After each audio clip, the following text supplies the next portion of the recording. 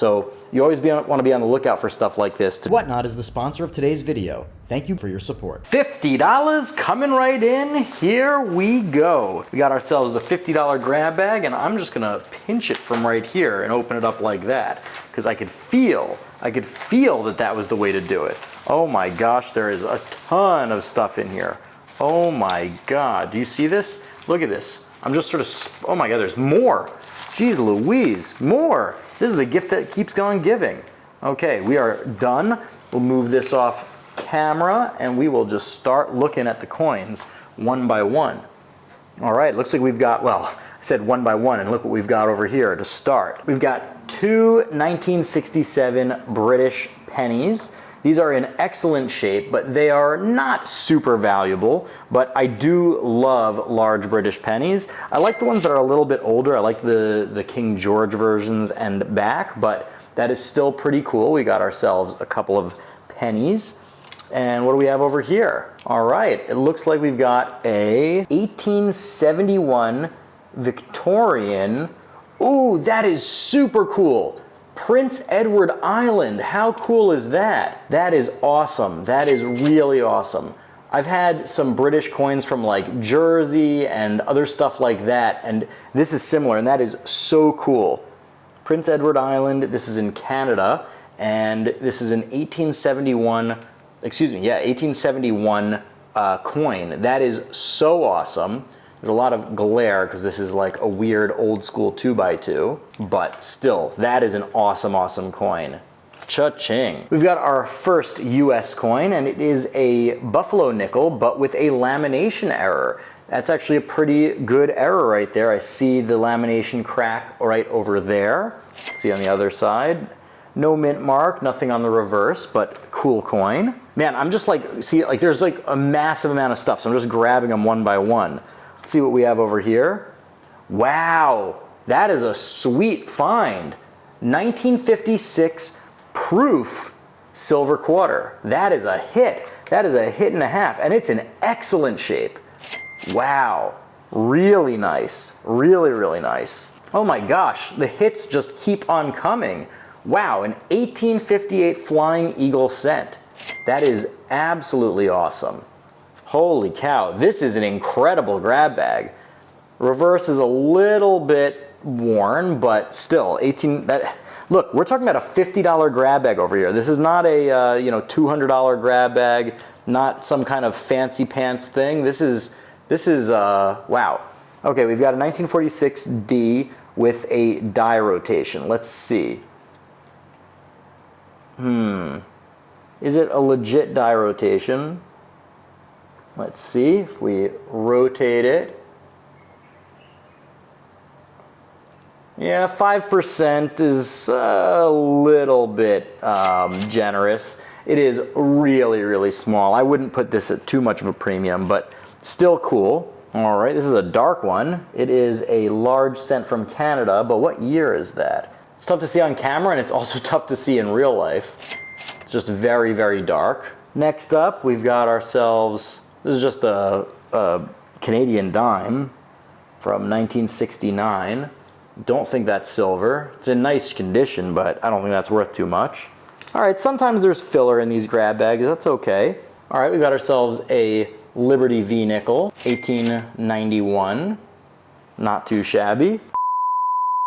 Every single person watching this video, yes, you, literally every single person watching this video can get a $15 silver coin absolutely free, no strings attached. And of course, that is thanks to the sponsor of today's video, Whatnot. Now, if you don't know what Whatnot is an incredible live video auction platform in which bidders and sellers come together in real time to buy and sell all sorts of collectibles. I, of course, am partial to coins and precious metals and currency, but you can also get trading cards, sports cards, video games, comic books, sneakers, really anything you collect, they have. And if you use my link to download the Whatnot app, that's whatnot.com/invite/silverpicker, not only do you get the app for free, but you also get $15 in Whatnot credit to use on anything you want. And I often put $15 coins in my buy it now. Silver coins, right? A silver $half, straight up. I put it in my buy it now during one of my live streams, and you can use your $15 credit that you get from using my code whatnot.com/invite/silverpicker to get the coin absolutely free. And there's enough for everybody. So use my link and don't sleep on this. Got ourselves another Buffalo nickel. This time it is a 1918. Okay, it's a little bit of a better year. I don't mean like better date. I just mean that it's, you know, it's not like the classic ones from like the 1920s that you find all the time. All right, let's see something else. We've got all sorts of like paper goods here or whatever. Let's see what this is. We've got a Traders National Bank from, it looks like 1923, August 1st, 1923. You can see over there. $10. Interesting. You can see it's been paid. I love this historical stuff. I don't think this is worth too much, but it is definitely very cool. It says Tullahoma on the left. Not in perfect shape, but still pretty cool. Got ourselves a first day of issue stamp, first day of issue cover, whatever they call these. I'm not much of a stamp guy. State Exchange Bank of Randall from 1905 in Kansas, Randall, Kansas. See, what's cool about these is that, you know, I don't collect this. I don't have any connection to Randall, Kansas or anything like that. But the people who do have a connection to that, right? Like if you grew up in Randall, Kansas, or even if you just grew up in Kansas, you know, or sort of in that region of the United States, this might be really, really interesting to you, and you might collect that. I mean, for example, I have in my own personal banknote collection, I have stuff from the State Bank of New Jersey, or the State Bank of New Brunswick, New Jersey in particular, because I went to Rutgers University, which is in New Brunswick, so I collect those because I have a personal connection. So you always want to be on the lookout for stuff like this to trade to other people that are interested in it. Okay? Got ourselves a little collection of stamps. It looks like they're all from Trinidad and Tobago. My dad is a big stamp guy, so I will be giving these to him because I don't know anything about these. You know, I'll value them at a couple bucks, but I don't know anything about that. Next up, we've got ourselves, ooh, this is cool, a Libyan coin from 1952. I don't think this is silver. It's a 1 piastre, but I will check. You guys will know before I do, of course. Very cool. Wow, very cool. This is interesting. It says, very tiny ancient coin. Now, I have no idea what this is. I do not know ancients very well. I am interested in getting into ancients. I have a good friend that I've made through my Patreon. He's one of my Patreon patrons. And of course, if you're interested in joining the Patreon, the links are in the description box below, and I would very much appreciate it. But anyway, this is a friend that I've made through the Patreon, and he is a major, major collector of ancient coins. And I'm gonna send him a high-res picture of this and see if he can help me identify it. But it looks pretty worn, and there's not much detail there, so probably unlikely, but still pretty cool. Ooh, a square coin. What is this? Ah, cool. Colorado Sales Tax State Treasurer. So this is a sales tax token. This is a very cool piece of history. I believe these are from the World War II era. I've had several of these from different states. 1/5 cent. Interesting. That is really cool. I've never seen that before. 1/5 cent. All right, we've got a few more things over here. We've got ourselves a silver certificate. This is a classic 1957 series. Not a special serial number. These usually go for about $1.50 to $1.75. We've got one more bill, and it's another Randall National Bank. I guess this is also from, yep, Randall, Kansas. This is cool. It just says safe, sound, progressive, accommodating. I guess these are like the tenets of the bank. It's always cool seeing this because, you know, this is from 1927 over here, and just seeing that, you know, this piece of history, that this was important to someone back in the day, and it was, looks like a $5 payment, and like $5 back then was a heck of a lot of money. Very cool. We've got a handful of other coins. I see a few things that are really interesting, and I will save at least one of them for last. I have no idea what this is. This looks like a serial killer writing. Ooh, these are cash coins. These are Chinese cash coins. I am embarrassed to say I know virtually nothing about these. I would love if somebody in the comments section could give me a little primer on these. Very cool. I mean, if you see this, maybe you can help me identify it, because to me this looks like a lot of crossed out stuff and I am not sure what's going on over here, but very cool nonetheless, and it's cool to receive such interesting variety. So far I am definitely digging this grab bag, big time. All right, I'm gonna save the best two for the end. And we have here another one of these gobbledygook things, but let's see what this is.